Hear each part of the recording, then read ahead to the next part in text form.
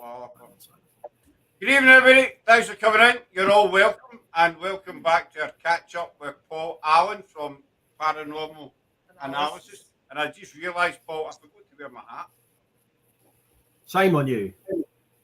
I don't. He wears it every day without fail. Actually. Since you gave him it every day without fail, he wears that bloody hat. I do. I wear it constantly. But before we, and Laura and Sarah's here as well, can't forget about them. We'll never talk to them again. Yes. But before we kick off tonight, there's a wee non-paranormal related thing that I need to tell you.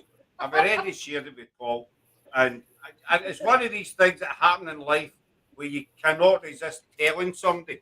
So, long story short, is Sarah has started working, and it's a kind of rehab kind of place. But next Wednesday they're starting a new thing where they have pensioners in for coffees, teas, that kind of thing, you know. So Sarah was tasked with the job of finding a tea set. Hi there, Taryn. I hope I pronounced your name right, though.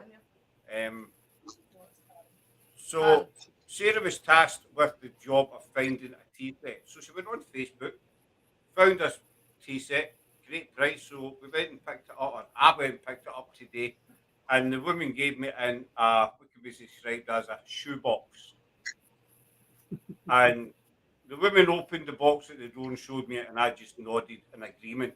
You know, because I never done the negotiations or anything. I didn't do the deal. It was all Sarah's doing. And so I get into the car and I showed Sarah it. Now, I don't actually know how to describe this, except it's something you used to maybe find in Toys R Us. You know, so you see the size of my hand, right? That's the size of the teacup she got. She picked up a kiddie's tea set. Brilliant. I was trying to drive. The tears of laughter were streaming down my face.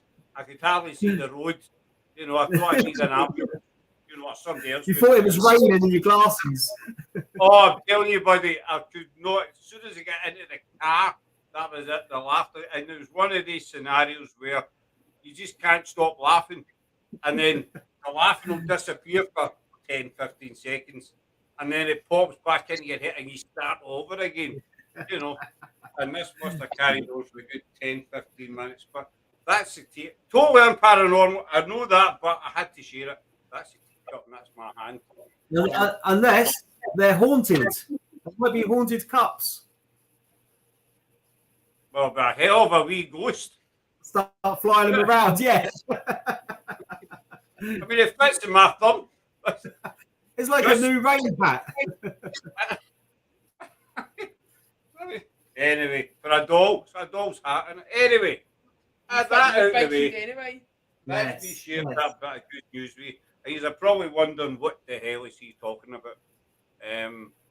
But that was it. Hey, Stephen, buddy. I'm so glad you shared that with me. I really hope that no one from my work tunes into this live. Doesn't really matter because you'll see tomorrow morning when I drop you off and I take a cup in.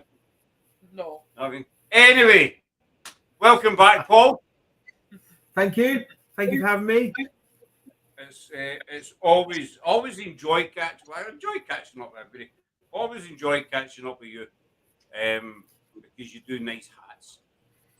I do nice hats. Not getting another one. I'll get another one. Don't worry. I'll get another one. Just to let people know, I'm not a hat maker, by the way. Here we are.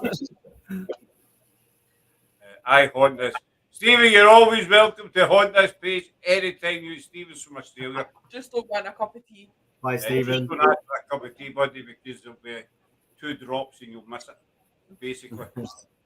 So, Paul is Paranormal Analysis. We've known him for best part of a year or something now. Yeah, maybe more now. I think I've been on. Is this my 4th time on? I lose track. I think Paul was one of our very first guests. All right, so it's kicking on the year and a half then. Yeah. Yeah. You know, the year and a half. So, what have you been up to, buddy? Since I was going to say 2019, What year? 2021. Hiding since the pandemic. Hiding from World War III. Whatever's going on. Well, in terms of paranormal stuff, I haven't really done a lot on that front, but I suppose in terms of weird things that I'm usually into, I've started a new YouTube channel. I've still got Paranormal Analysis running, and I will be getting out doing some investigation soon because that's in my blood and I absolutely love it. But I've got a new YouTube channel called Unusual Things, and it's about me basically going around trying to find things that are unusual. I've started off by visiting a lot of celebrities' graves. So I've been visiting a lot of London recently. I've been to East London to see the Crays. I've been to North London. I've seen George Michael's grave, Amy Winehouse, Karl Marx, of course, the writer and political person. I've seen, I can't remember his name now, Alexander Litvinenko. Do you remember the Russian spy that got poisoned by Putin? Aye. Yeah, I've seen so many. It's been really good. And this week last week I filmed Sir Arthur Conan Doyle's. I went to his grave. Now, obviously people will know him from being the author of the Sherlock Holmes books, but also where I live in Portsmouth, in Southsea, he was a physician down here. So he was doing his doctor work and he used to write little notes. And that's what got him writing into Sherlock Holmes eventually, when he used to write his short stories. But he was also massively into the paranormal. And I'm trying to think of what the three sisters are called, the two of them that were, I can't remember their bloody name now. They were American anyway. And he started getting in contact with them. And they found out many years later, that they were hoaxing it because their sister grassed them up. I can't think what they're called. The something sister. It comes to me. Short sister. It's the short sister. No. They started the spiritualist movement. You what? Sorry. They started the spiritualist movement. Is that the same? Yes. Yeah. It's there. I can't remember their names now, but so he got really into them, and he was doing table tipping and things like that.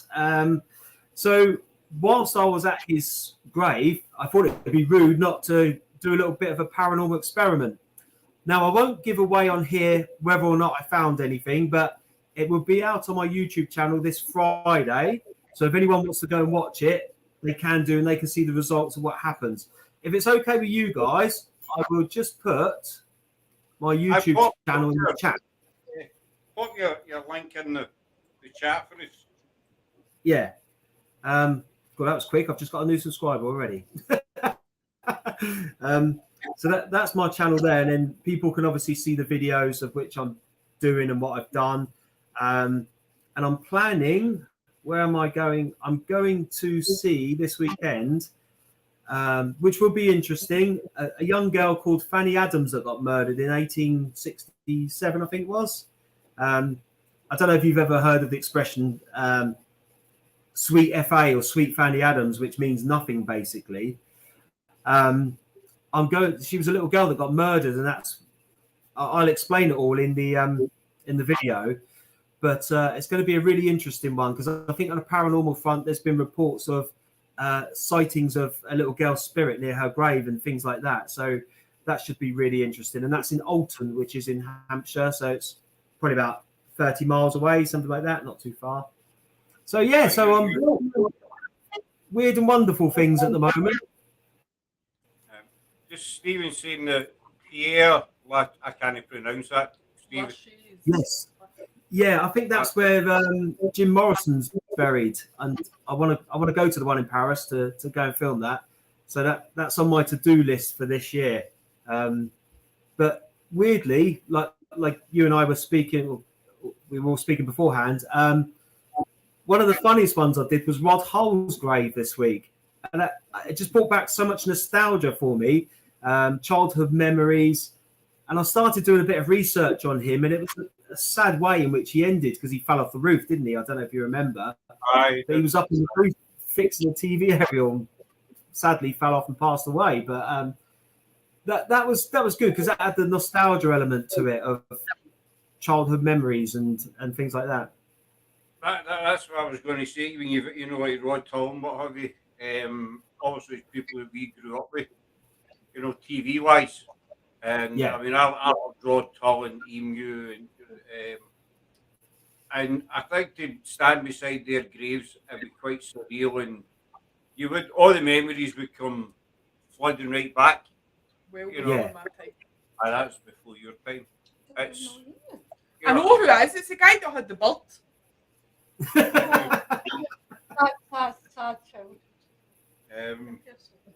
And so I to stand beside these celebrities' graves, and obviously if you grew up with them, I mean, I've obviously I'm a big Elvis fan, so obviously the one grave I'd love to visit is Elvis's grave, and I think just to stand there would be totally out of this world. But other graves, I mean, I'd like to visit like Cilla Black's grave. She did? What? Sorry, Cilla Black. Oh yeah, it's in Liverpool, isn't it? Cilla Black. I think she's buried near Ken Dodd as well. I think they're both in the same cemetery. Ken Dodd as well. Cilla Black died about 4 years. I think she had a stroke on holiday. Right. Yeah, I think she died in Spain, didn't she, in her holiday home? And right. A stroke or something. I think it was a stroke. Cilla Black died. It's a few years back. Oh, you know? I think I remember reading about that. But as you say, it's something different that you're doing. Yeah, and it's still it's weird as well because I do pick up on things, and there's some of the I take like Robin Gibbs from the Bee Gees. There was a real weird atmosphere around his grave. Now, I wouldn't expect him whether it be him or not because I doubt he'd hang around his own grave. But the sort of spiritual activity within that churchyard just felt immense. You know, when you can feel it and you walk in there. But his house is opposite his grave. You can see his house from where he's buried. So, you know, there might be a connection there with the energy and stuff. I don't know. But that was a real powerful sort of an emotional place as well. So you say his house is right across the road, and as you know, knowing that, you know, not just celebs, but spirit in general will, you know, still kind of hang around places that they lived, they were most happy with. And if his house is right facing where he's buried, then there will be this is just my opinion, there will be a strong connection that could filter through to where he's actually, you know, laid to rest. But I think to visit a lot of stars' graves at like the 70s and 80s, I think that'd be amazing just to go and visit some of them. I know they're kind of all over the country, but as you say, Paul, it's something different that you're doing. You know, original. It's original. I mean, we've done walks around graveyards, grave friars, and what have you, doing lives and what have you. But you're actually going around celebs' graves and giving a wee bit of history of who they were, what they did and stuff. And as I say, it's something different. And I think it's a really good idea. You learn a lot from them as well, like things that you didn't know when you start doing the research. I've been looking into a lot of carry-on actors as well, but so many of them were cremated, you know, and they've got plaques in certain places, but ideally I want to go to headstones, you know. But I went to Boris Karloff. He was who played Frankenstein's monster in the Universal films. He was cremated in Guildford, and I went to his. But he's only got a plaque there again, but his ashes are interned there, and that was interesting because I love horror films and things like that. So that was really good too. Again, the videos on the link there of me going there, but it was an interesting one reading about him and you know what he did and how long he lived for and things like that. It was really good. See, that is a good thing. I mean, one, it's original, as Sarah says, and I think this day and age, especially with the pandemic, the past 2 years, people are looking for something different. You know, no disrespect to the channels and that. You know, they're doing the same thing over again, but people are bored. You know, and so they're looking for something different. They're looking for something original. And that's what you're giving them. I mean, we try to be original and no special or anything. We just try to be different because I think But that's what you're right, with, people.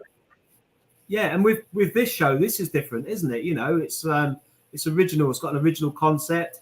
You have great guests on, all with different backgrounds, experience. Great team, obviously, as well, and it's good to watch, to see who comes on and what they're talking about, and what, you know, how they investigate and what experiences they've had. So I think from your point of view, what you guys have started here, and I know was it 18 months you say it's been going now? July 2020. July 2020. Oh, okay, it's nearly 2 years this year then. Wow. 2 years in July. Well, Right. right. Started July 2020. But thanks for that, Paul. But that's the whole thing. We try and vary our guests because, let's face it, there's that many different aspects to the paranormal And history. and history that not everybody's the same. You know, there are channels there that concentrate on the one thing, and they have the same kind of guests on that just do the one subject over and over and over.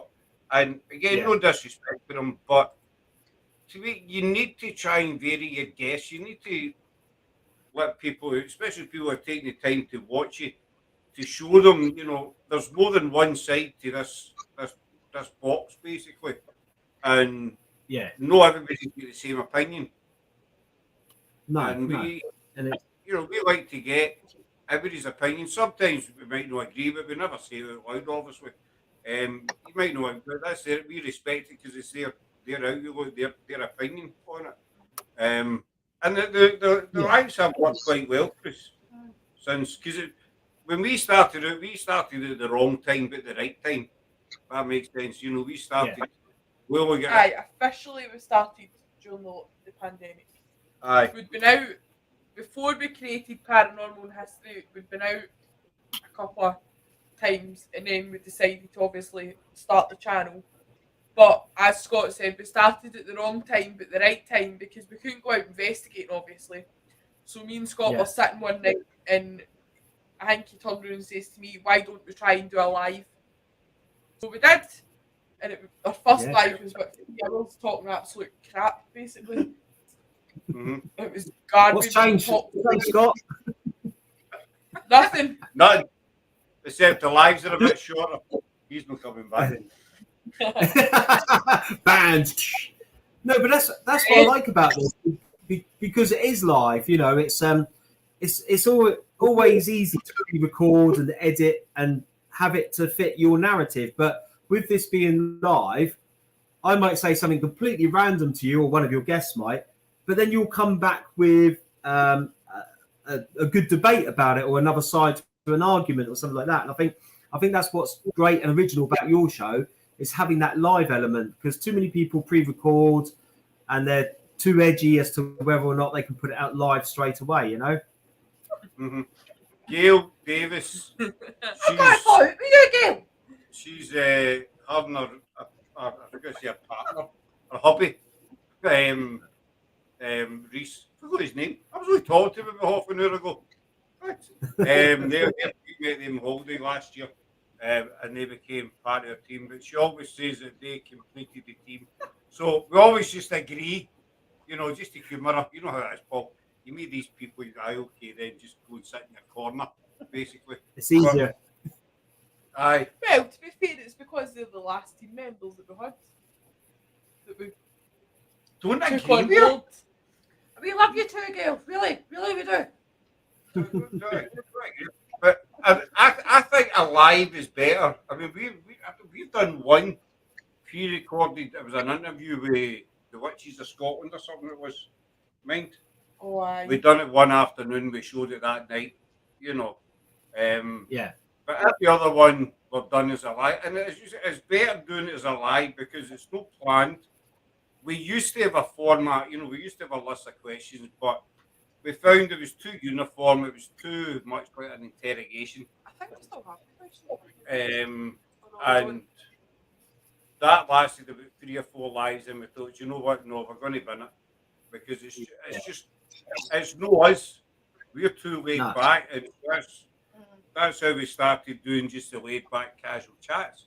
And Yeah. We get rid of the chairs as well. we get rid of the cheers. Wheelchairs. That's why we now sit on the sofa. It's more laid back. We sit on the sofa because the three of you will no fit in my chair. No, but even So if it's sit on the just me, sofa. even if it's just me and you, we sometimes sit on the sofa. Because the two of us can't fit in the one chair. Yeah, I've got a chair too. Not your chair anymore. Aye, that we'll leave that out there. But I think a live flows better when it's no planned. You don't know what your guest is going to say, and as you say, we've had guests have come out with totally random comments or thoughts. Same in the chat as well, and you can turn it into a debate. Well, no, I don't know fisticuff, but Yeah. you can sit and you can have a decent chat about it. You know, some lives will go down the toilet, but Well, Yeah. Most. me stay. that's just how it. Well, I Yeah, think also- You end up talking about either cooking shows or try to think what other random things you talk about. Cooking shows is a big one. Aye, we've had a couple of lives who've ended up talking about cooking and recipes and stuff, you know. Even though it's a paranormal and a show. But that, to me, that's what makes it different. You need to be different. You need to be around, you know, and somebody's sitting there expecting a paranormal show, but then somebody, you know, you start talking about cooking, it breaks it up. You know. See, I realise Scott likes to talk too much. That's why he's always on live. Anything for a bit. He says, Sarah, sorry, I'll behave now. You can always count on me to liven up that. She's seriously that's that woman. She's for Hamilton, but it's not her fault. You know.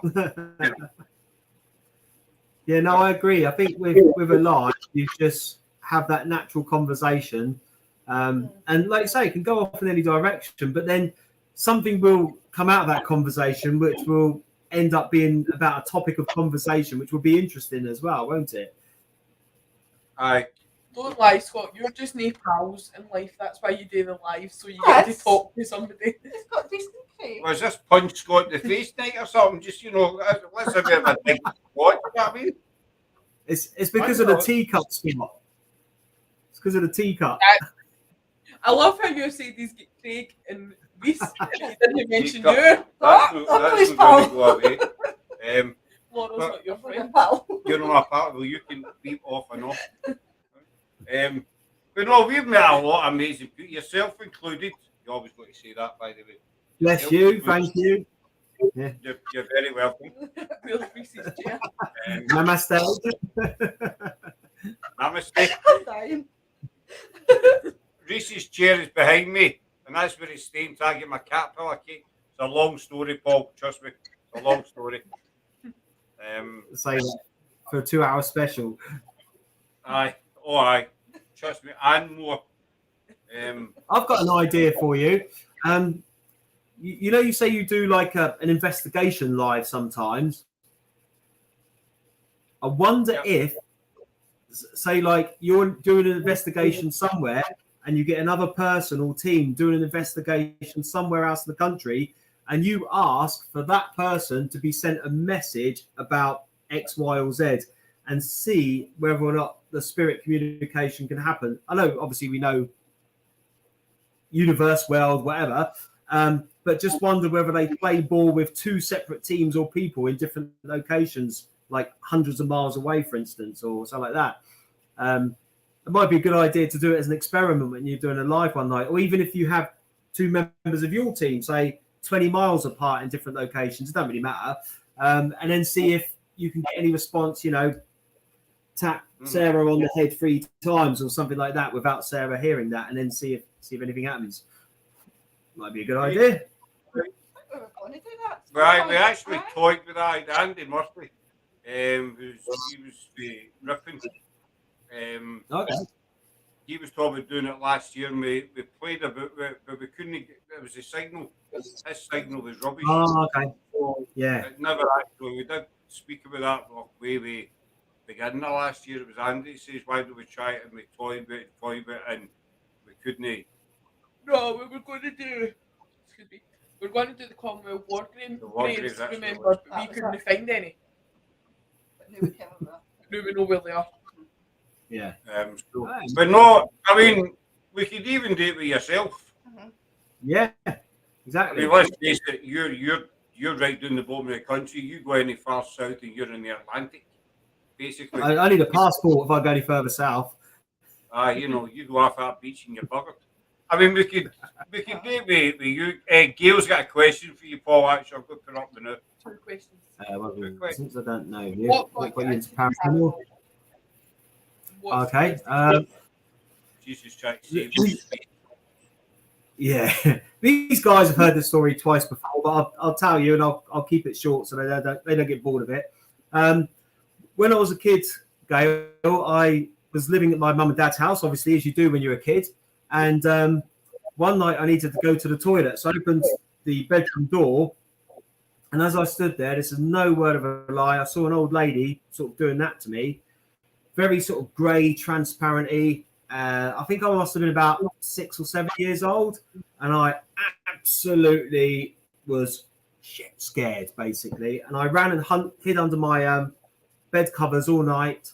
And it wasn't until my mum come and got me in the morning and asked me what was up, and I told her, but I was petrified.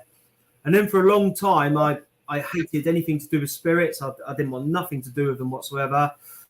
When I was 18 years old, I was in the Air Force. But the base was haunted, and I kept hearing and picking up on things and seeing things and that I wasn't really aware of. And then after I left the Air Force, a couple of years later, I just started getting into the paranormal.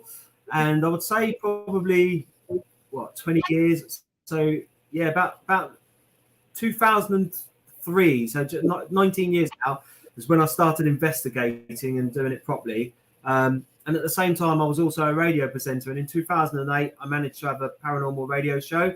So we used to go out doing investigations and things like that. And I don't know if you remember, if you ever watched Most Haunted, but David Wells that was on there, he was like a medium guest, and he used to come on and do lots of talks for us. And people like Nick Pope, who used to investigate UFOs for the government.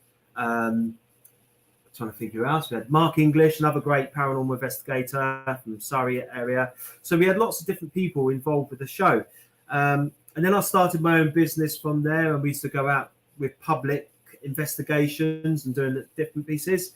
And then I split up from my team. I tried to reform another team again last year in the pandemic, but obviously with the pandemic on, it's just sort of went, and none of us were really looking into places as much as we should do. So that's been a bit of a back burner for me for a little while. My best experience, apart from the one being a kid, well, absolutely, ship south. I would probably say in Wimmering Manor, really haunted place in Portsmouth. And me and my ex-wife were in a room. She walked out, and then I was just sat there on my own, and there was like a little cubby hole. And they kept saying that there's a little girl down there, and I was in this room on my own. It was pitch black. And I heard these footsteps go, and they come running right to my face. And I felt the presence of someone in my face. And then I heard a little girl laugh, and then I smelled like urine, and it wasn't mine. It was like a kid's urine. It was really strong. And I was like, wow, it wasn't scary, but it was freaky. It was really unreal and really unnerving. So that's probably my favorite experience. I've had lots of different ones, and many years ago, I used to sit in sort of mediumship development classes and things like that, because I do pick up on things, but I never followed that path. I didn't really want to go down that path, but I just found myself sitting in them sort of circles, really. I prefer the investigating side. I'm very open-minded. I do believe, but I also think that there is other rational explanations for things, which I can never explain. But that's that, really. Hopefully that's covered everything. They've all fallen asleep, look. No, You know what I find fascinating, right? See the amount of people that we've spoke to that have had paranormal experiences as a child, and they always turn around and say that they went to their bed and they were hiding under the covers, as if a cover's going to like detect you if you're a spirit. I know, but I think it's a natural reaction for a kid. They might just be under a thin blanket, but in their mind, they're still hiding it. As we see in the filter, right, Hollywood and stuff, somebody will put, they'll put a hand up to their eyes, you know, somebody comes out of the room, they'll go this, you know. But I've their always hands wondered- behind it's up here. Yeah, and I've always wondered if that's you going back to like your embryo state of being protected, where Yeah. people hide under things or cover their eyes because they don't want to see it or feel it. And I feel that sort of protection when you're a baby is obviously instilled into our fight or flight system, isn't it? And I think that's what it is. That's actually quite fascinating, Paul, because obviously when you're scared or upset or you feel certain emotions, your automatic reaction is to cuddle up and Yeah. all. So Yeah, it does it's like- possibly go Yeah. back to the fact that when you're in the room, you feel safe, protected. I still do it. That, See if I hear a that's noise in here at night, if you're Yeah. a mute, I'm like, Yeah. well, What do you think? And Shadow That's person weird. is? well, Cats. we never know. Hi, Cat Doll. I hope you're doing well. Cat's part of our American crew. She's been having a lot of Hi, internet Cat. stuff going on for a while. What do you think a shadow person really is? A spirit or something else? See, That's a good question. I was told You years go ago, first, Scott. a shadow person is like a new spirit. You know, somebody's recently passed over, and they've know what to. How do you put it? They've know what to how to. It's with the film Ghost. You know, when Patrick Thingy dies and he's still, you know, he's Patrick Swayze. Patrick Swayze, and Yes. he's trying to put all together how to make move things and all the rest of it. I was told by a medium a long time ago this is what a shadow person is. It's a spirit trying to show itself, but it's just not got the know-how or the energy yet to do it. I don't know if I'm not saying that's what it is. I might be totally wrong. Do you know I've never seen know. that film? But Ghost. you've never seen Ghost? Oh, it's a classic. Oh, great film. Yeah. It's got Demi Moore in it. Well, If Demi Moore's in it, I'm in. you're there. The Oh, point I is, love Demi Moore. that's all I'm going to say. locations that we've done that we saw shadow person flights when we've been there. I we And saw at Shadow that same time, the Lure. not to know, I've only seen a shadow Loading. person once. Sorry. No, carry on. There you go, Paul. Right. I know it's just a little bit of a delay. I don't want to talk over anyone. Sorry. I've only seen a shadow person once in an old fort up on the hill near where I live, Fort Widley. But it showed itself as like a Viking sort of, or like it just had big horn. It was really tall, about 6'4". It was standing there. It was funny because again, I was with my ex-wife at the time because she used to investigate with me. I literally turned my torch off and this shadow figure appeared. And she saw it at the same time as I did. And we were like, what the hell was that? But it was a real big, imposing figure. So we didn't have any actual interaction with it. But I just wonder whether that was like a residual energy that was there in some way or form. But it didn't fit in with the time sort of period of the building. Whether or not it might have been sort of Viking from many, many years before that, I don't know, but it looked like it had the horns on its head and like not a skirt as such or a kilt, but I don't know what they call them, like a pinny at the front to protect its legs. It was something like that, really. It was just bizarre. It was really mad. But that's the only time I've ever physically seen like a shadow person. But yeah, I wouldn't know how to explain what it was. You know, I wouldn't have a clue. No, see, I like that's how it explained to me. I mean, I saw one at Dunure Castle, very, very brief, on what used to be the second floor. Also, there's no floor there anymore. It used to be a window.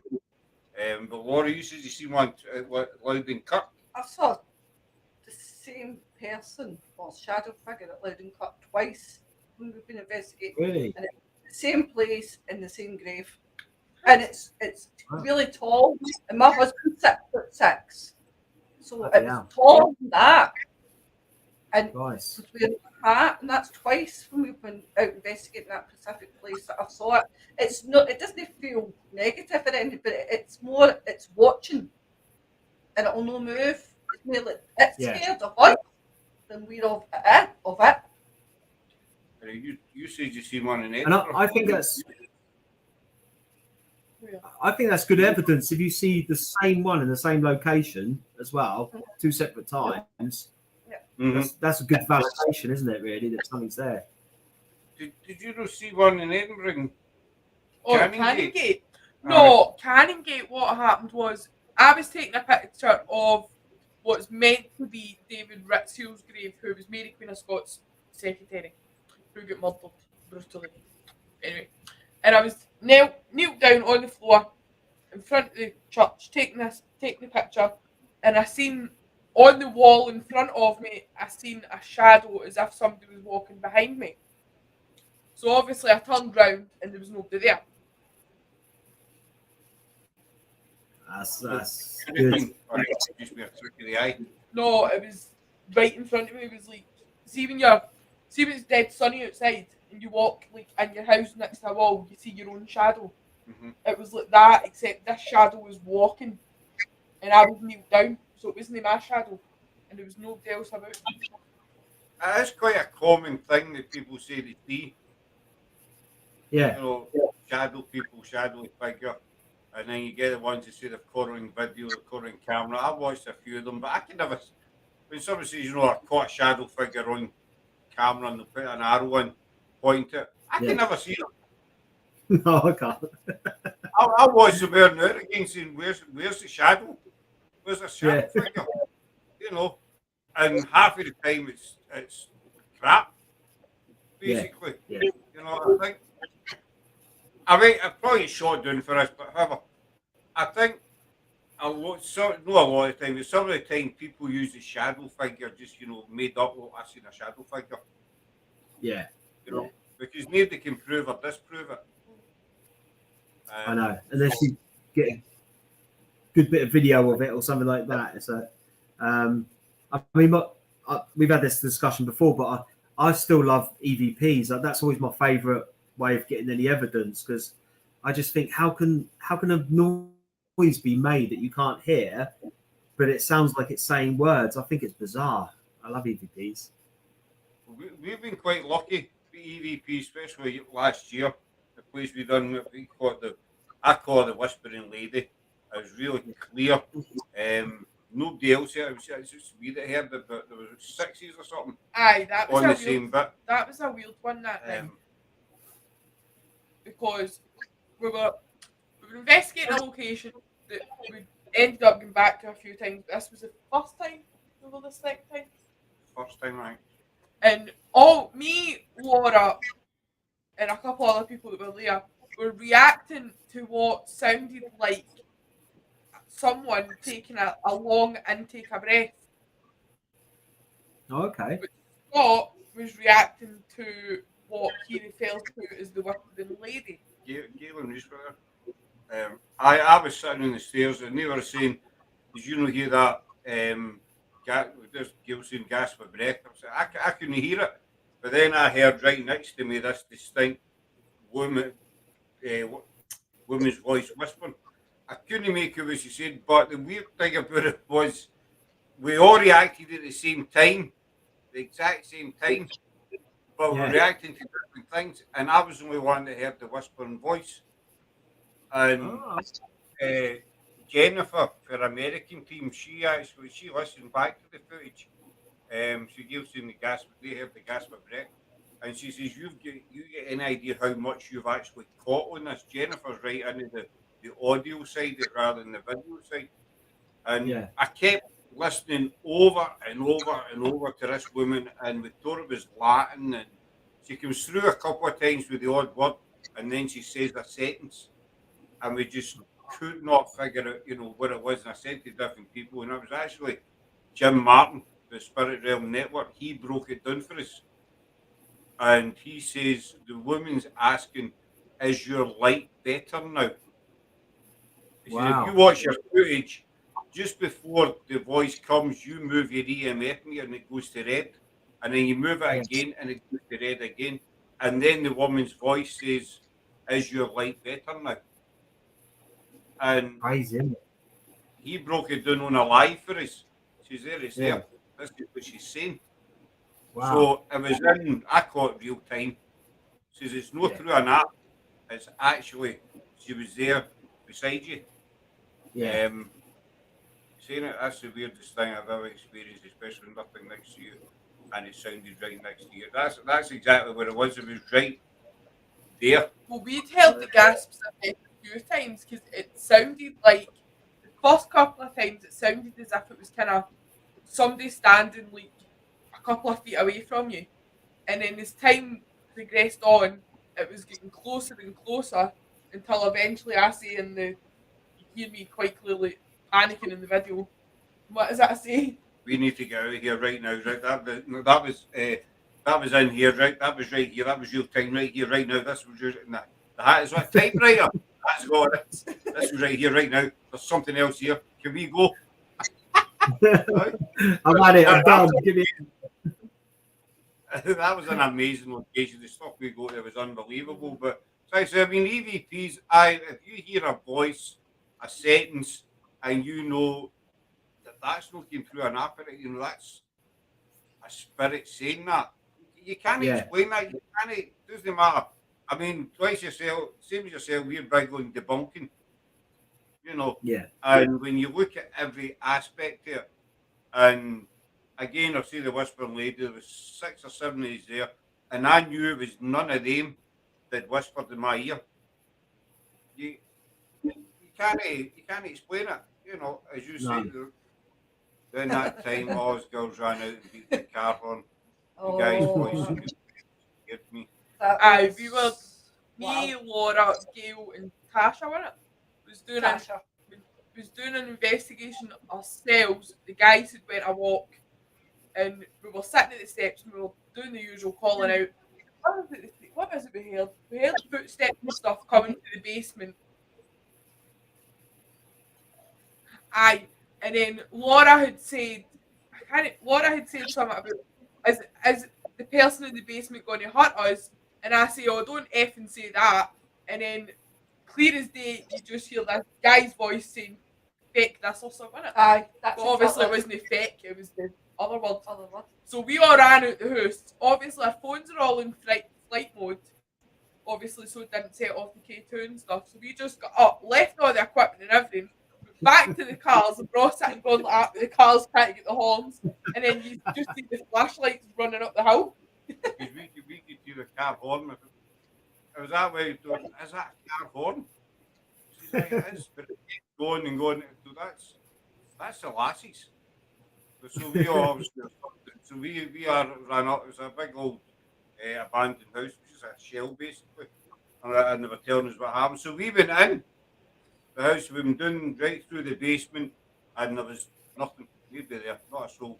But the voice was a man's voice, clear as day, like a foot, 2 foot away. Yeah. Where that is? Aye, the footsteps sounded pretty real as well. Didn't they sound like?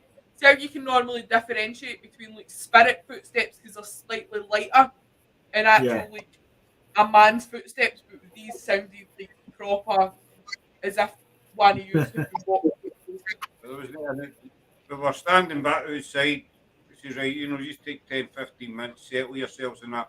We heard something else in the house, so we ran back in, checked it again. Not a soul there, but it was really an amazing place. Do you find also you've done a lot of investigating, Paul? Do you find that you hear more after the investigation than you do during it when you're playing stuff back? Yeah, my personal experience is I have heard things while I'm actually there, but I find that it's when you do listen back and you get time to really sort of either slow it down or have a good listen when there's no other sort of variables kicking in and interfering. Then that's where I've experienced most of my EVPs before. But I agree with what Sarah's saying there with the footsteps. Again, it's another question that sits in my mind. When you're in a building and you know that, say, room B is empty, but then you hear footsteps coming from that room. Again, it's an audio thing, but where the bloody hell does that, how is that being made? It's mad. I remember doing an investigation once where I had members of the public with me, and we were all doing a large séance, and it was the same fort where I saw the shadow person, and there was footsteps walking in between us. There was a group of about 20 people, and I made sure we were all holding hands, but you could hear this real, and it was almost like it was a soldier inspecting us, because it would stop and stand in front of you. And then one of my people on the call, on the night out sort of thing, was being a bit gobby, and he's saying, "Oh yeah, come over here," and the footsteps marched really quick to him, and they stopped right in front of him, and he just shit himself, and he went, "What am I supposed to do now? What am I supposed to do now?" I said, "Be a bit more respectful, and then it might not rush you," sort of thing, you know. But every now and again, I was turning my torch on to make sure it wasn't people walking around. But it was almost, we had it for about a good 4 minutes, this thing just walking around the middle, and almost like inspecting us, like coming up. And it was a good, really good experience for paying members of the public, because I don't know what your experience is with this, but usually when you take paying members of the public with you, things don't usually happen. Then you're like, oh God, you know. And I know that's always out of our control, but if there's a group of sort of 4 or 5 with you, then sometimes something happens when there's not too many people around, and it's a bit, it's one of those, the energy's there, but I think when people start messing around too much, I do think that any spirit doesn't want to engage then. I think they're just not interested. I don't know, but that's just experience with doing public investigations.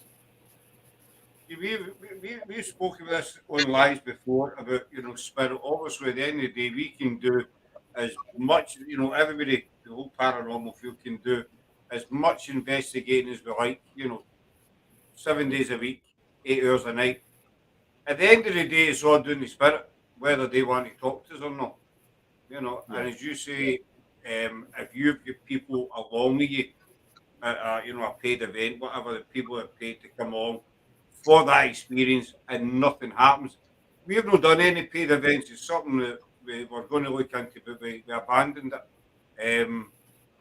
If you get these people that pay to come along, they're expecting, you know, some might be expecting flying chairs or, you know, whatever they're expecting, and nothing happens. It can be disheartening, but it's just how the paranormal works. You know, it's. I agree. Yeah. There's nothing you can do, but then you will get these teams.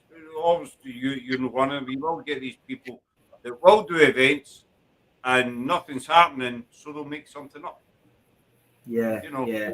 They'll get somebody to throw a stone, or, you know, bang a door, go upstairs and bang a door, or do something. You know, just so that they can do. Oh, you know, we were out with such and such a team, and it was an amazing experience. This happened and that happened. When really it's all the BS. You know, I agree. That I've experienced that with different teams. Or they'll go down the demonic route. Yeah. You know,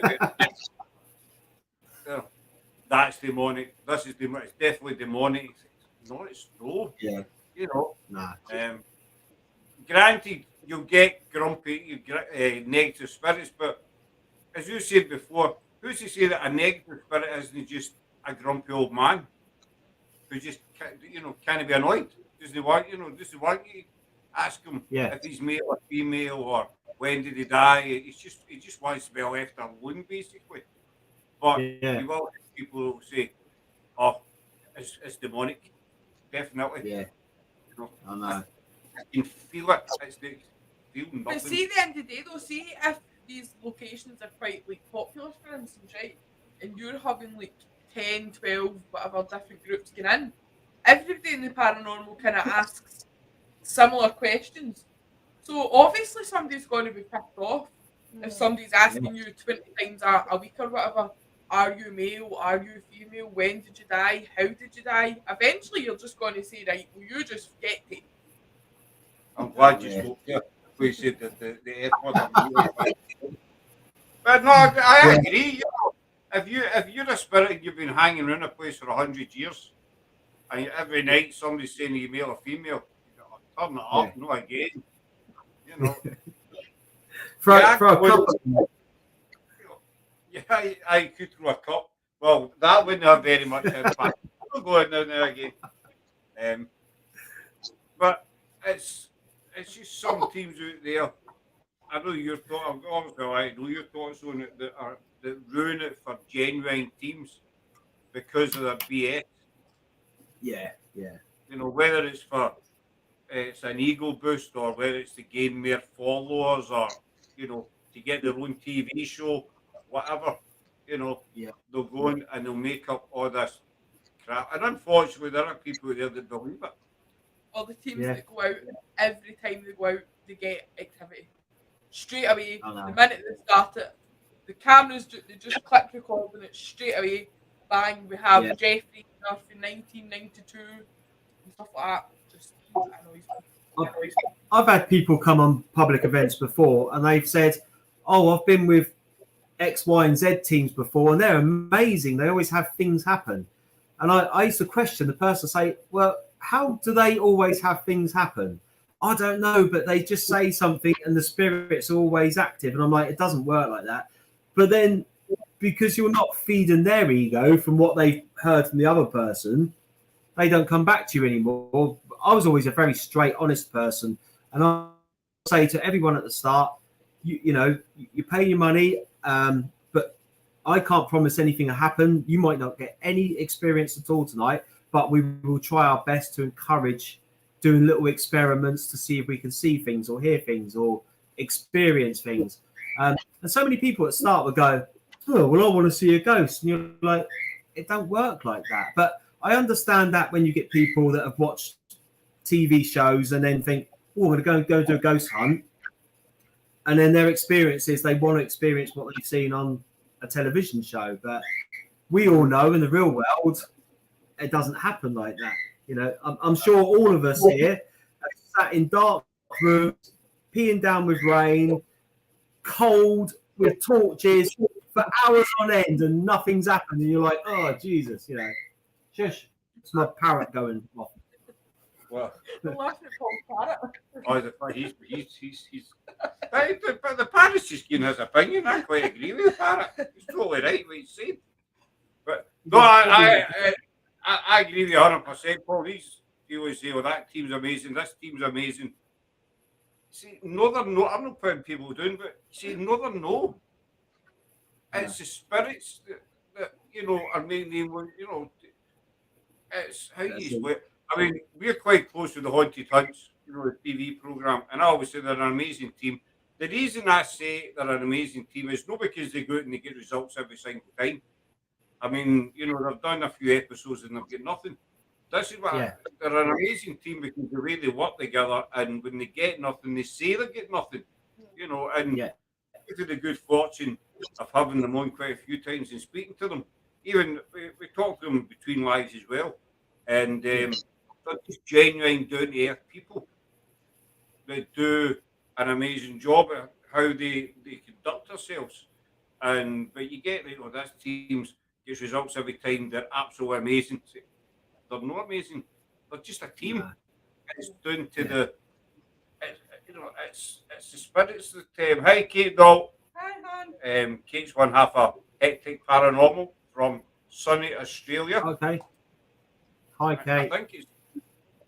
I usually just say, "Great sport, put another kangaroo on the Barbie." Oh my God. A kangaroo on the Barbie? It's have a big Barbie, put a kangaroo in it. It's bigger than the cup, but however. Anything's bigger than that cup. I know. You try and put the footage out, even if I'm getting. Yeah. The reason I've not put the rest of the Ivy House footage out is because the camera is literally staring at a blank wall for like an hour, 2 hours, and I don't want to bore anybody. But I mean, that's exactly. We put footage out and there's nothing in it, and people say, "Well, why put it out?" So we put it out because we want to show the two sides. That we don't always get stuff, and that we're not afraid to stand up and say, "Look, we've got bugger all." We've been here for 10 hours, whatever. We've got nothing, and we still show them. You're watching an empty room, but you're watching what we were watching. Yeah. If that makes sense. I enjoy that, even if I know nothing's going to happen, and I'm watching something like that on YouTube or on telly, and if someone says, "Oh, nothing happens," I'd still sit there and watch it just to see what the environment's like, you know, anything that's another variable like traffic going past. Because then if you ever investigate that place, you can wipe all those things out straight away, can't you? So it gives you a good idea and a good insight. But yeah, I know what you're saying. It's always good to put out material and be honest and say, you know, for the first 2 hours we got nothing, but then for this 5 minutes we heard this sound or that sound. But put the 2 hours in as well. Make it as much as you want to, so people get an idea of the realistic side of it. That, you know, the 10 hours of sitting around for the 30 seconds bit of noise or something like that. Because I think a lot of people do come into it with so many misconceptions, especially people new that are into the paranormal. They think they're going to go out and just have this amazing success and luck and all the rest of it. But as we all know, it doesn't work like that. It's a lot of hard work and time, and it's about trust as well, isn't it? As we established in the past about trusting who you work with and stuff. Mm-hmm. As you say, you do TV programs do. I mean, I watch some of them. You know, I do watch some, but the TV programs, I think, have got a lot to blame. Especially now, I think the last 10, 15 years, and I want your opinion on this as well, Paul. This isn't just me talking too much. I think the last 10, 15 years, the paranormal's really came out. You know, it's got a lot bigger, and so there's a lot more TV shows about it. You know, I don't know, you go on Amazon Prime, and there's like 200 or something, you know, and all these TV shows will get into a place 5 minutes later, bish bash bosh, they'll get loads of activity for the like half hour, whatever, and then they'll give you a wee rundown at the end.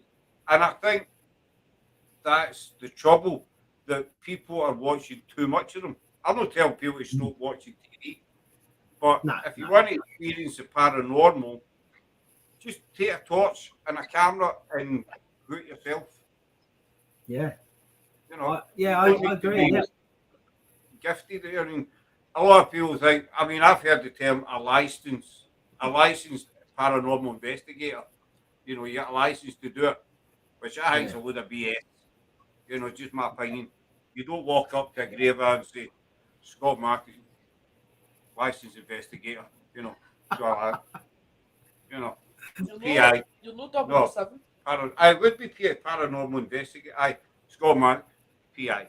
You know what I mean? Especially, come on in, I'm putting a show for you. Bollocks. I think, my opinion is that the biggest issue with the TV programs is obviously they are only on for like 45 minutes to an hour max, right? So I think the fact with TV programs is they make it out as if that 45 minutes is the only time they're in there. Whereas in actual fact, they're in there for 10, 12 hours and they condense it all into that 45 minutes to make it look as if that's what happens. Mm-hmm. But in retrospect, they've been sitting there for 10, 12 hours and that's all they've captured is that 45 minutes. Well, that's what Kate's saying. TV to film location for days, weeks, all about the wow factor. Yeah. But people like paranormal investigators are special people. We're normal people. We're nuts. We're nuts, in a good way, but we're normal people, and anybody can go investigating. Yeah. You know, and that's what I think everyone should try it as well, don't you? I think everyone should give it a go. Just, you know, even if you're not into it, because you'll get so many people that are skeptics of no, it's not true. But they're still too scared to go and sit in a dark room or a dark cemetery on their own with a torch. Why is that? Oh, okay, so ghost gets me. Yeah, but you just said you don't believe in it. So I think people should try it. The skeptics should give it a go and just see how they feel. But on the flip side of that, the people like us that have done it for a long... Shut up, bird. That have done it for a long time. It gets noisier now, look. He's putting me off. The people like us that have done it for a long time, we know that we can be sat there for hours and hours and hours on end. But like you say, with the TV shows, they do have that luxury of being on set for days, weeks, you know, however long hours they've got. And also, they've got all the. I know a lot of them say they've got their own cameras, but they've all got producers behind the scenes and bits and bobs, and a little hut where they can go and get a coffee when they're cold and all that sort of stuff. I'm just going to open the cage to let him out, otherwise they're driving out the wall. Be quiet, you know what you'll get. Oh. There you go. He wanted to have a fly. That'll be him. That'll be him happy now. Yeah, he's just sat in his cage. He'll probably come and land on my head in a minute while I'm talking to you. That's what Rocket does. The bird agrees. Exactly, yeah. But I totally agree. Go out and experience it for yourself. Sit in a graveyard, sit in an old castle. It doesn't necessarily need to be a castle. It can be anywhere. A field, Yeah. a forest, whatever. Go and sit for an hour and see what happens. But as you say, Paul, we've done it for a long time, and we know we can be sitting in a forest for 8 hours and get deadly squat, Yeah. But we do it because we enjoy it, because it's what we love to do. And that's the other thing with these TV programs, and you get these people who feel they must produce evidence. To me, that takes the joy out of it. Yeah. When it becomes a job, then It's really a business then, Aye. rather than a pleasure factor. if you're just going to be your team, say we'll go out one night, say for a talking, say a Friday night, there'll be maybe sixes. We don't have any agenda, we don't have any plan, no expect. We'll go out and we'll sit 5-6 hours, get nothing. But we don't get stressed out about it. We don't get worried or we need to produce something here. Yeah. We'll pack up and say, right, let's go up the road. We still had a good night. We've been totally flat. We still had a good time. A couple of laughs and what have you. But Mostly at your expense. mostly at my expense, aye. But that's because you're all doing something that you enjoy doing, and that, I think that's the important part, isn't it? The results are a bonus, I think. But I don't know about you. I quite like sitting in dark places, just trying to scare myself and think, oh, wonder what's going on there, But anything that comes through is a massive bonus. It's proven that all that time and effort you're putting in, you get something in return. Do you get a buzz out of sitting? You just say you enjoy sitting in dark places. See you're sitting in a dark basement and you can't see nothing, and it's totally quiet. I think you get a buzz just sitting there, not knowing if you're going to get something or not. Yeah, because that's if the you're going to adrenaline. hear, if you're going to hear the famous footsteps, or you're going to hear somebody grumble or whatever. I think that gives you a bit of a buzz. What about yourself? Yeah, I agree. It's the anticipation, isn't it? It's the not knowing. Like we've discussed this evening. If you're sat there and 100% something's going to happen, that's boring, then, isn't it? If you're sat there and you think it's the anticipation, because is that fight or flight going to kick in? If you hear something, you're going to run out of the room, or are you going to be ready to go, and want to try and punch a ghost even though you can't. So I think it's the anticipation and the sort of the build up to it is always better, I think. And then when you get it, I think you get that extra sense of euphoria of, wow, I've caught this tonight, or I've heard that, or experienced, being touched or whatever. Rather than if it's going to happen, the anticipation, I think, is more enjoyable. I definitely get a buzz. The other thing that gets me, again, no disrespect, I know you feel about this, but when you get teams and they'll stand and they'll film themselves talking, and you can clearly tell that they're feeding each other info, and they're kind of convincing themselves that they're right. If that makes sense. Yeah, no, I know what you mean. Yeah. I heard this and I remember that name. I remember that. Oh, that's right. That happened as well. And you're sitting there watching them thinking, yous are talking the biggest load of bollocks on the planet. It's true. I was guided here I was guided there. But no, you weren't. You know, you went because you wanted to go there. I was, and always seem that all these things seem to happen off camera. Yeah. When they've been guided, they never see me film it. Say, well, you know, if it's that strong, film it. Everybody's got a mobile phone. You know, Exactly. easily press record, bang, there's your footage.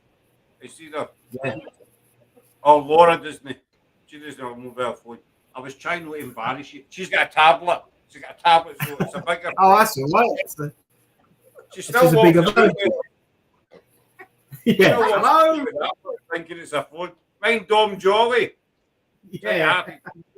Hello. I'm in the cinema. Like that. Hello. Don't quite. I'm in the library.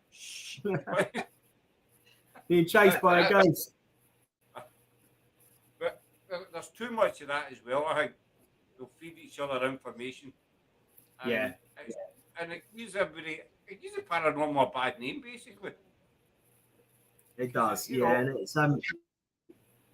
it's not fair to the people that are genuine and go out, to try and investigate and to try and actually gain evidence and as well. What I don't like this day and age is things like Photoshop and even on mobile phones, you can edit things so much to suit your narrative or to suit your agenda, and it's really hard to understand whether it's a genuine picture or whether it's been made up or filtered or and it's getting more and more difficult with the advances in the technology I know people do it for social things to make fun with photos and whatever, but from a paranormal point of view it makes it really difficult because you don't know if it's a genuine photo or not. It's misleading. I mean, I wouldn't know how it's. Sarah does all her tech stuff. Kate in the chat, she does some tech stuff for us as well. Does swirly photographs, I call them. That's my technology. Swirly photographs. 3, 2, 1. Ted Douglas. Aye, swirly. Because I say, can you take us photograph Kate and make it swirly? That's Glasgow tech. Twirly or swirly, and I'm done. You know what I mean? What? Swackle. Can you make it swackle? But there is a lot of photoshopping and people say, look what we caught, and it's clearly two pictures put together or something taken out of a picture, whatever it is. It's just, there's too much fakery. Or an everyday object in a corridor that's been blurred to make it look like it's something. By the famous fire extinguishers, mind them. Did you remember that? That's what I was talking about, but I didn't want to see it. How? You see it? It was on our Facebook. The fire extinguishers. And somebody blurred them to make it. And we all know who done it, but we'll not say the name. Do you remember that one, Paul? Yeah. Was it last year? Mine, have you ever seen The Shining? Right, mind the two wee twins, the two girls are at the end of the corridor. Yes. Right, well, last year, I'm sure it was last year, somebody put a blurred image and it says we've found the twins from the Shining, basically. Right? Somebody else took the photograph and cleared it up, and it was two fire extinguishers. Stupid, isn't it? Crazy. Kate asking, what is the thing you most love about the paranormal? And you don't need to say us, Paul. No pressure. Just you need to say PIH. No pressure at all. PIH all the way. PIH. Thank you very much. So what's the second thing you love most? I don't know. I think probably, at the start of the night when you're getting your equipment ready and you're getting set to go and all that sort of stuff. And then once you get there and you start getting your equipment out and then you know that the investigation is going to start, I think that's probably the thing I love most about it, really, if I'm honest. Once you're up and running and all the rest of it, that's really good. But I like the anticipation of getting my stuff ready at home, charging it all up, making sure it's all good, testing it, and then actually getting to the location and either unpacking it or getting myself ready. And then once I know I'm sort of ready to go, then that's when something in my brain just goes, right, here we go. And then I think that's the bit that I love the most. I was the same when we were yeah, the Ivy House, we were doing the Friday, and all week we were buzzing. And see, Thursday nights, I've charged all the batteries, and the Thursday morning, you think it's going to sound totally nuts, but who cares? He said, I'm charging these batteries because we're going to the Ivy House. Do you know what I mean? Yeah. And you take that anticipation, that wee buzz. Hi, Robbie, buddy.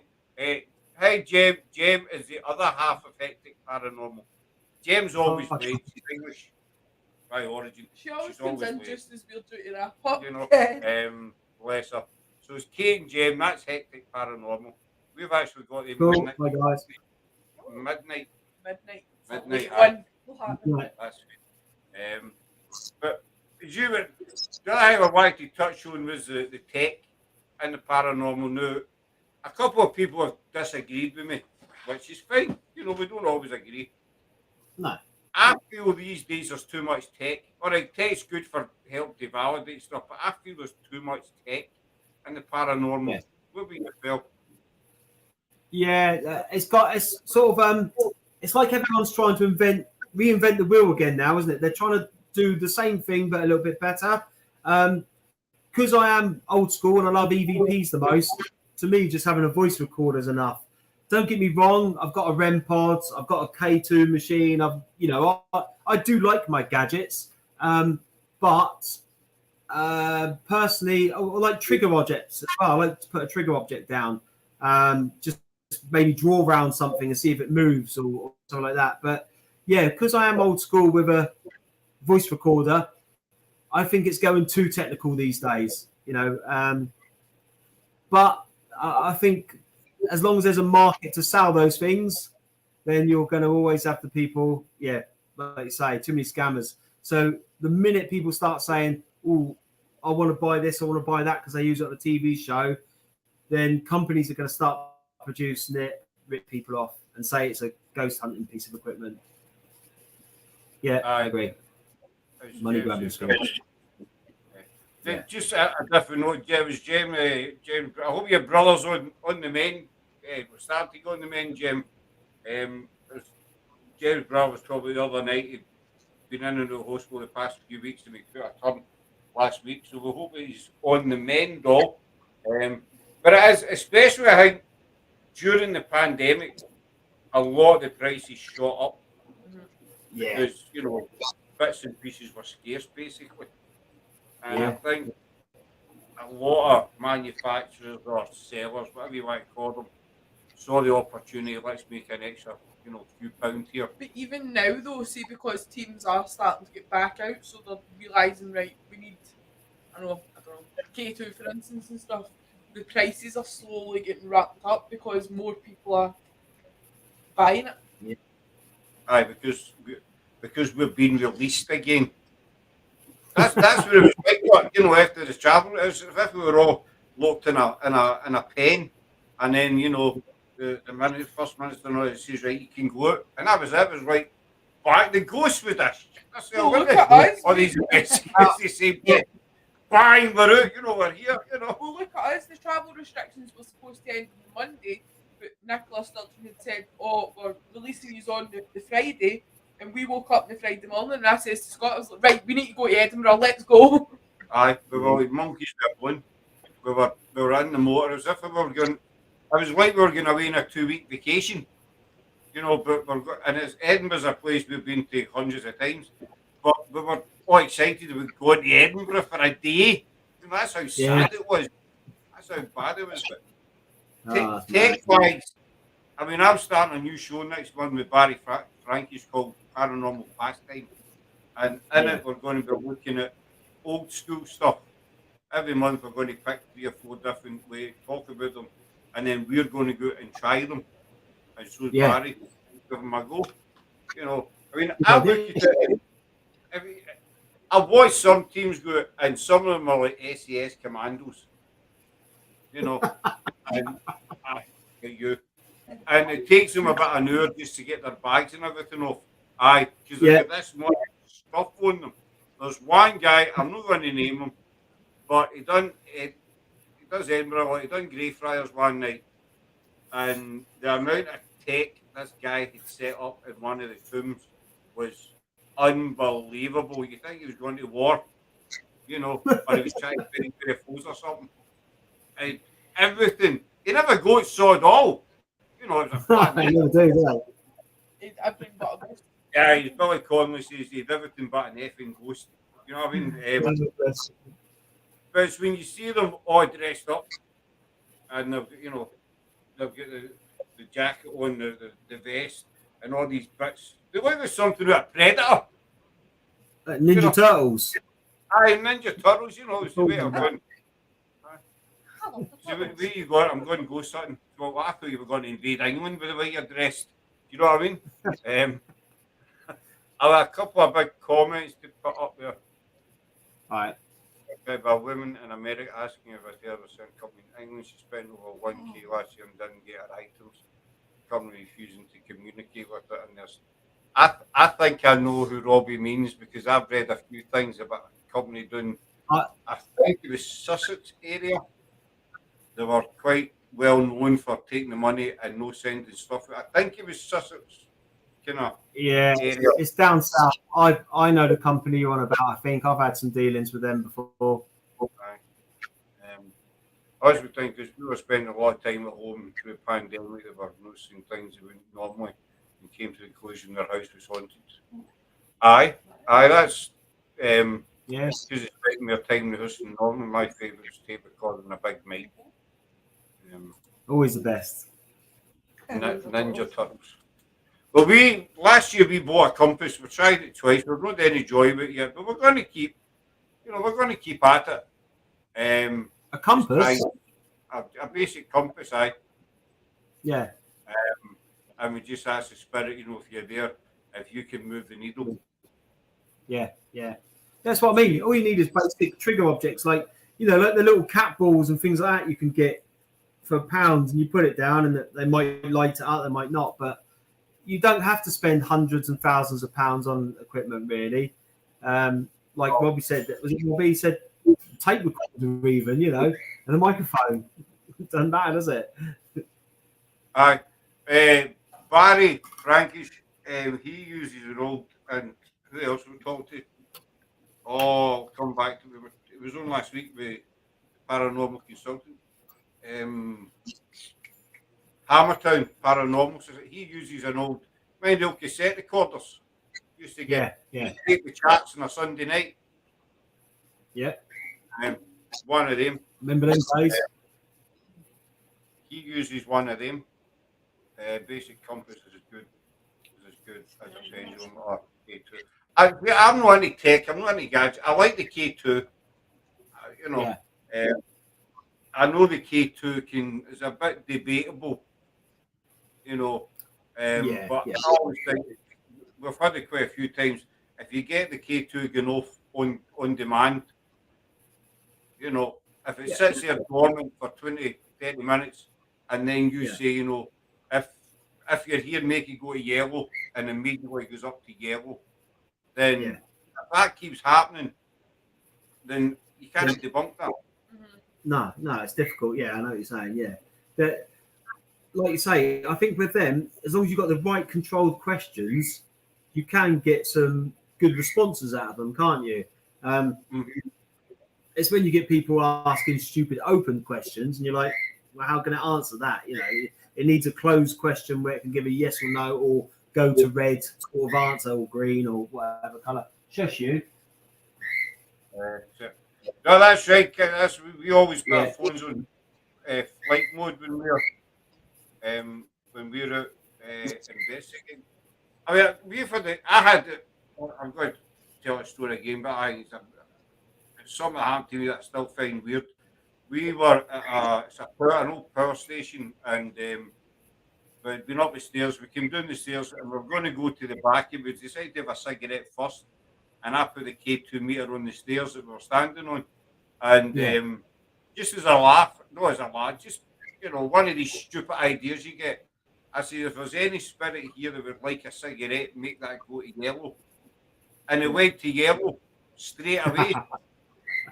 So I asked it again. I said, if you like a cigarette, then make that go to yellow for me. And again, it went to yellow. Right. And so I took a cigarette out and I put it down on the step. And I says, right, we're going to go now. Enjoy your cigarette, but are you going to say thank you? If you're going to say thank you for the cigarette, make it go to yellow. And it went to yellow again. Brilliant. And Come back you to know, a cigarette from around. I started seeing this wee flag floating about, you know. But it was just one of these, you know, it was just pure random. Yeah. And it went Yeah. to yellow 3 times on demand.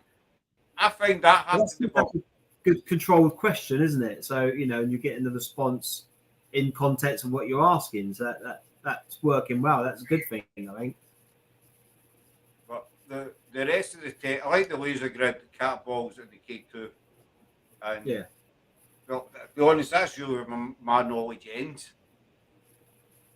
You know, because I'm thick as. Do you like the necrophonic as well? Aye, because you just press start and stop, so it's easy to work. Yeah. You know, Yeah. I mean, we were. I don't know if he's going to watch this back or not. If you are, Charlie, I'm sorry, but when we done the Ivy House, Charlie came. What was it? He had a laptop and it looked like a big rectangular speaker. And he put the laptop down the table. He says, right, this is what you do with it. So, you know, you're nodding as you do, you know, right. And he went back up the stairs and I was standing with this thing and I didn't have a clue how to work it. So I just put it down. I just like, I can't even mind what it was called. I can't remember. But I was looking at a laptop and I was sitting like, what did he show me?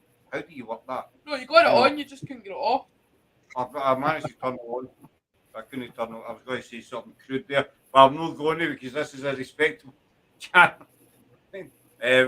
I couldn't turn it, but I couldn't turn it off, so I just, you know, abandoned. I didn't wreck it, but you know, Yeah. CHAT.PAULs. We're the same, Robbie. We've lost quite a few over the years. Yeah. Over the years. What's it is? Last Every years couple, and decades. Mm. Over the months. I want to try the pendulum, but I think it's really easily manipulated. With the string, Mm-hmm. string with the crystal Yeah. or whatever. Where you could put the compass in the top. Would you think the pendulum? Well, because I used to be a hypnotherapist, didn't I, many moons ago, and I'm aware that you've got real micro expressions within your fingers that can move these things. I think they're called idiom. I can't remember, idiom something or another, but it's like you don't even know you're doing it. Your subconscious will move it. So I'm always a bit skeptical of pendulums, but I do know some psychics, mediums use them, and I have faith in some psychics and mediums. Others, I'm like, what? So yeah, with pendulums, I'm always a bit. I don't know. My old hypnotherapist head in me says it's completely your subconscious in it. That's what my brain tells me. But yeah. But like you say, if it's on a stand and you're not holding it, then fair play. I agree. That's fine with that, Kate. Yeah. Hang it up somewhere where there's no wind. Aye, that's You know what I mean? That's a good. Well done, Jack, Kate. That's a good idea, Doc. Big thumbs up there. Yeah. But yeah, I'm the same as you with mediums. No disrespect, but I always think anybody can call themselves a medium. You know, anybody can stand up and say I'm a medium. Yeah. But I mean, I've seen one good medium in my life, and this woman was 200%, you know, bang on with stuff she told me. But the medium still happen to them, but I don't know, I'm kind of 50-50, you know. Yeah, I mean, like I say, there's some great. I know some great ones, but I also know some that are a bit. I see loads of people use crystal pendulum. I can't see how they know it moving in the correct direction as it seems to go in circles. I suppose usually they'll say move this way for yes or that way for no, won't they? With it, and then. So you hear about mediums, Paul? So yeah, I know some great mediums who have given really good evidence before, and I've seen them working, and I'm like, wow, that's that. And I've had personal readings from them. But on the flip side of that, I've seen some other mediums that have given out real vague information, and they've sat there fishing, and you can see what they're doing. So yeah, I mean, I do believe in you know, the good mediums, I do believe they've got a good gift, and I think they're very talented in what they do. However they get that information to you, whether they just pick up with your energy or whether they're actually talking to Uncle Fred or whoever, I don't know. But it's I don't disapprove of them, because I do think there are some really good ones out there. But with me, a lot of it's how genuine they are and what their, you know, genuine motive. I've met people that have gone for readings before, and they've said, "Oh, they've told me I'm going to die when I'm 67," and you're like, "What? They've told you when you're going to die?" And I think, bollocks. No. Excuse my French, you know. But any medium with any self-worth would not say anything like that to someone ever, just pure ethics more than anything else. And also, that person might change their whole life path because of what you've just said to them or the way they live, you know. So they've got a big burden of responsibility on themselves. So that's why I always say to people, if you go into a medium, make sure you do your research and make sure that they're a good one. I mean, crikey, I used to read tarot cards for people, but I would always do it in a way that was just, I didn't charge, and I used to do it in a gentle way. So I'd give them what I see or felt for them for their future, but I would never tell them it's gospel. I would never say you've got to do this or you've got to do that. I would just give them a generic reading, and I wouldn't ever charge anyone for doing it. So, but I like tarot cards. I think they're really good, and I think they're a good way of getting a general idea of things going on. He's still flying around in your life, you know. But it's a big pond, isn't it? And there's lots of different creatures in there, and some will eat you and some good, you know. Years and years ago, I used to go to. I started going to spiritualist church, and I went to 3 or 4 different ones. But on a Sunday night, I'd go to the kind of main one in Glasgow, which is Sucky Hall Street, and I usually I think it started at 7, but you could go in, you know, about 6 o'clock, sit down, have a cup of coffee, cup of tea, and just chat to people. And every now and again, a medium would come on, sit down beside you, and just tell you something totally random. They never charged for it, so they just said, you know, "Hey, how you doing? Your dad used to read a lot of books about the war." Yeah. He did. And so I just wanted you to know that. And that was it. Yeah, and you could tell these people were just genuine. They weren't there to impress or anything. They would sit down, 10-minute chat, tell you something, and then say, "Well, you know, it was nice meeting you. I'll see you inside." And end the story. You know, it's these people. They're the good ones, aren't they? To me, they're the best ones. Yeah. You know, just the normal, down to earth. I mean, you get teams that have got mediums on their team, and I've watched some of them, and it's just laughable, you know. And you see the medium talk to them and say, again, a graveyard, just for example, and they'll be, "And I've heard this, and you said that name, and then you said that name. That's the name I picked up on because, you know, you said it. But I picked up on it when you came in, and then you saw me. You saw me walk over there. Well, that's where I was going. Yeah. You know, and then you saw me come back. And they say, "Aye, we did. We noticed that you walked over there. And then you came back." So, well, you know, you see the meeting, you're going to walk about a graveyard, but it's if they're trying to emphasise what they've done, you know. Yeah. I know, it's mad. It's a big area, isn't it? And you know, I suppose the same with anything in life. You're going to get your good, you're going to get your bads, and you've just got to learn to trust your own intuition as to who to trust, really, haven't you? I mean, I know you say there, you pick up on, you can pick up on this, but I'll pick up on it as well. But it's no constant. It can be weeks and weeks apart, and then you pick up on something. You know, you get an image in your head or whatever, or you're looking at a photograph and you'll see something in a photograph that somebody else can't see. Is that the same with you?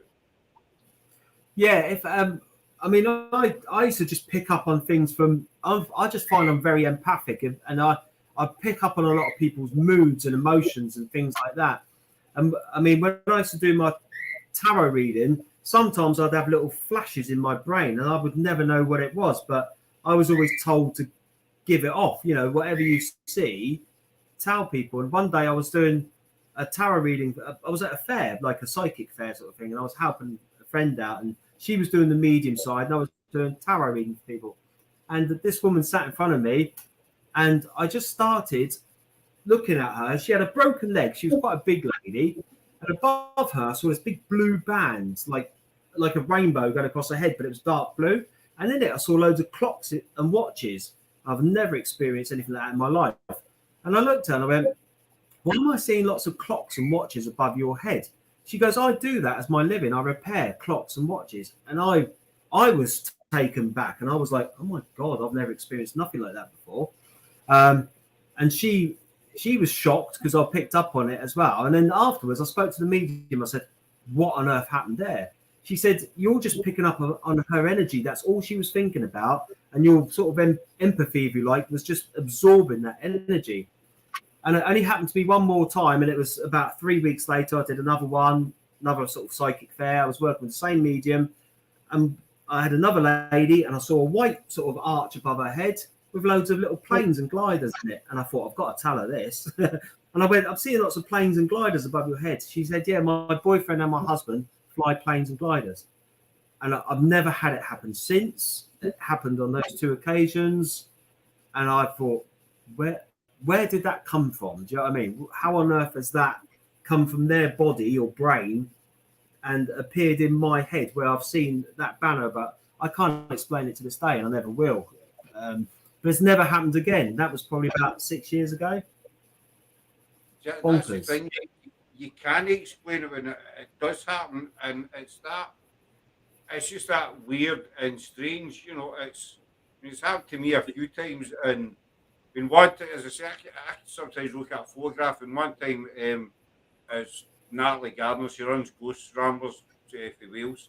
She used to post pictures up on her page, and she posted this picture up. It was the side of a building, an abandoned building, and I put a comment, and I was looking at a second floor window, and I could see this woman standing, staring down, and like a Downtown Abbey kind of thing, hair right back in a bun, straight nose. Woman was looking down her nose, and I put this in the comments.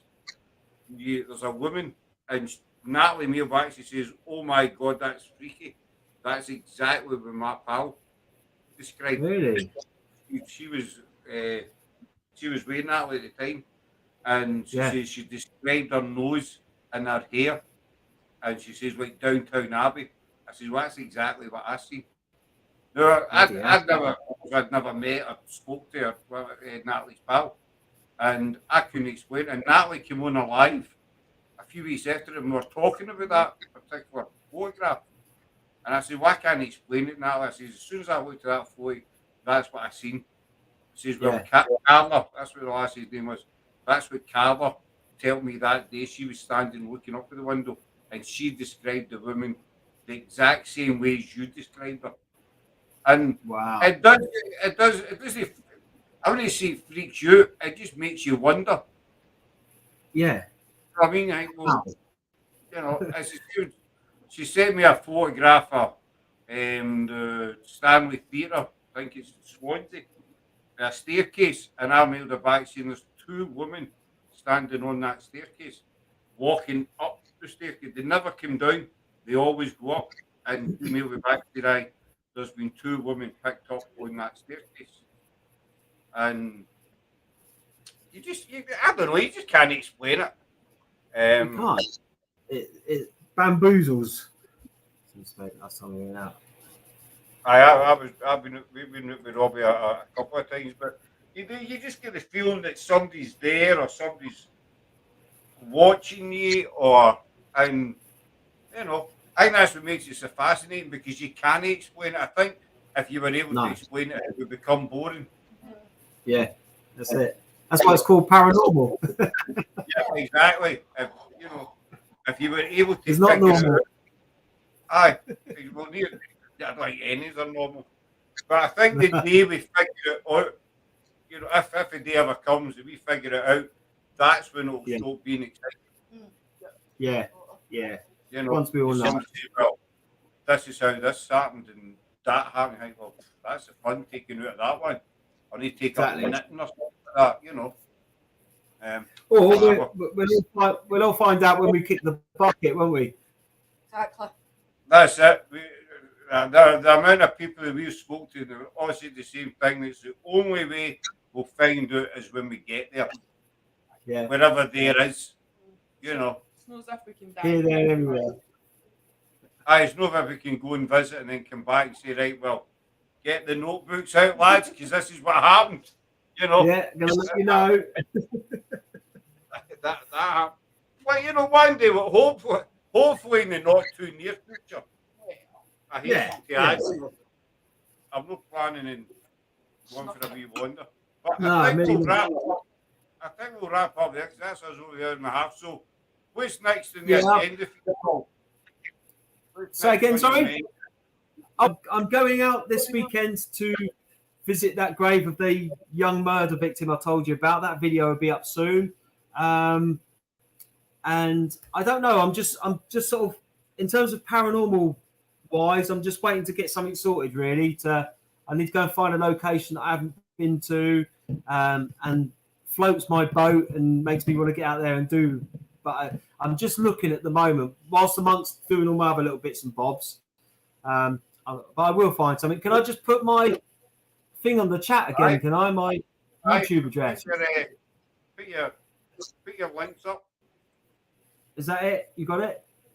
Yeah. And then if anyone wants to have a look at my videos, they can do. Of me walking around seeing dead famous people in their grave. Well, not in their grave, but then, yeah, on top of the grave. Give it, Go, hello! definitely give it a look, folks, because it's something different. And it's, Yeah, please do. And really, and with Paul, what you see is what you get, you know. His links are in the chat, so give him a wee look up. You won't be disappointed. Well, hang on you for a wee second or two after we come off with it, if that's all right. I will do. Yeah. Might just stay with you. Don't press it. Looks up with water. She's just. You've held it together for an hour and a half. Seriously. Sorry. Over here. Wait till we say cheerio and then you can do what you well, not do what you want, but you know what I mean. You're not coming back here. You're banned to the couch. You're going to be couchless. Go away. Couchless. So a big thanks to Paul for coming in. Always brilliant having him in. And a big thanks to everyone in chat. We were meant to be live with Patty Negri tomorrow night, but Patty's got filming commitments, so we'll have to postpone that for now. But we're back out Friday night at a new location, a new location. It's the first time for us. a first for us. Thank you for that. And then Saturday night we have Chris Holton coming back in. He's a director, actor, author, historian. He's an investigator for the History Channel. Very interesting man. He's a man with a heart. Very interesting guy. And Sunday night we have the big showdown for the quiz when Charlie and Robs are the quiz masters, and we go up against Andy and Kirsty Murphy to see who is the dumbest of the dumb. Basically, don't miss that. We'll probably lose. I started today. What? Started revising today, boss. Excellent. So thanks everybody for coming in, and we'll talk to you again on Saturday. Hopefully you'll come and see us. And thanks again to Paul. So take care for now, everybody. Bye. Bye. Bye-bye.